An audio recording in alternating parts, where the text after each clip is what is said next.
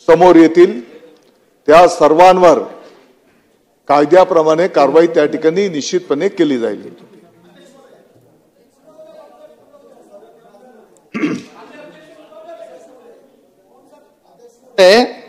हा प्रकार जो आहे आता जस्ट मंत्री महोदयांनी सांगितलं जे जे दोषी आहेत ते याच्यात एकही एज्युकेशन ऑफिसरचं हे नाहीये।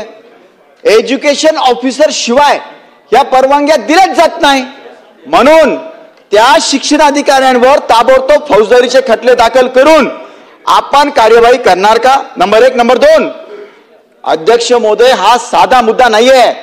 आपल्या राज्यांच्या पिढ्या बर्बाद करण्याचा हा प्रकार चालू आहे आणि म्हणून माझी मंत्री महोदयांना विनंती आहे की यांच्यावर खरं म्हणजे आज जे कायदे आहेत आपले त्या फ्रेम मध्ये जर बसत असेल तर देशद्रोह्यांचा गुन्हा यांच्यावर दाखल झाला पाहिजे आणि जर नसेल तर आपण कायद्यात अमेंडमेंट करून यांच्यावर तुम्ही देशद्रोहीचा गुन्हा दाखल करणार आहात का?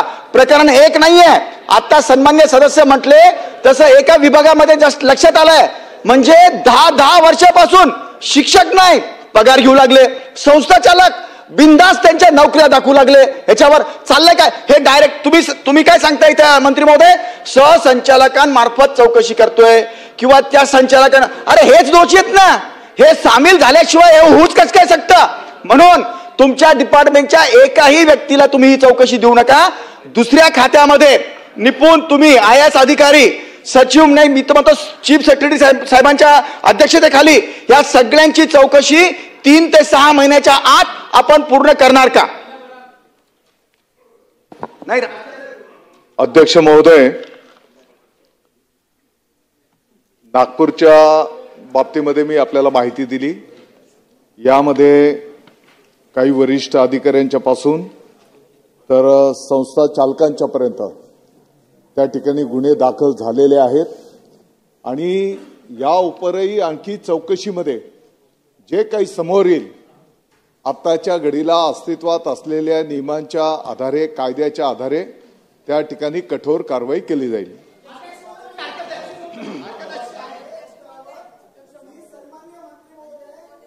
बाबा एज्युकेशन ऑफिसर शिवाय हे दिलेच जात नाही ना, याच्या चौकशीची गरज काय? आपण सन्माननीय मंत्री महोदय आपण त्या खात्याचे मंत्री असल्यापासून चांगलं काम करतायत, आमचा अजून तुमच्यावर दृढ विश्वास होऊ द्या।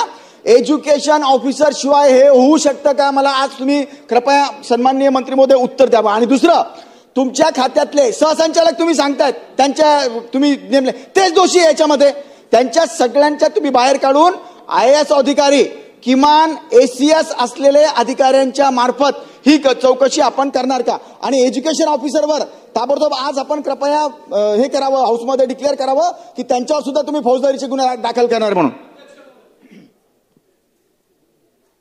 अध्यक्ष महोदय, मी सुरुवातीला सांगितलं की जी काही शासकीय पद्धत असते, आता या ठिकाणी सन्माननीय बम साहेब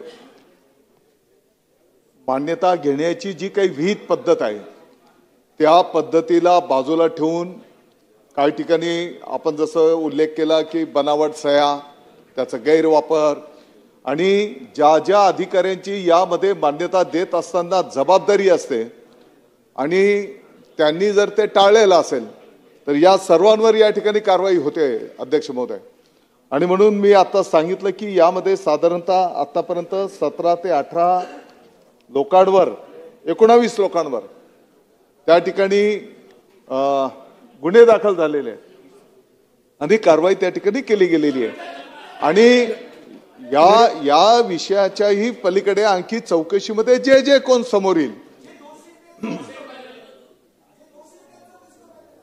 आणि म्हणून अध्यक्ष महोदय अतिशय गंभीर बाब आहे।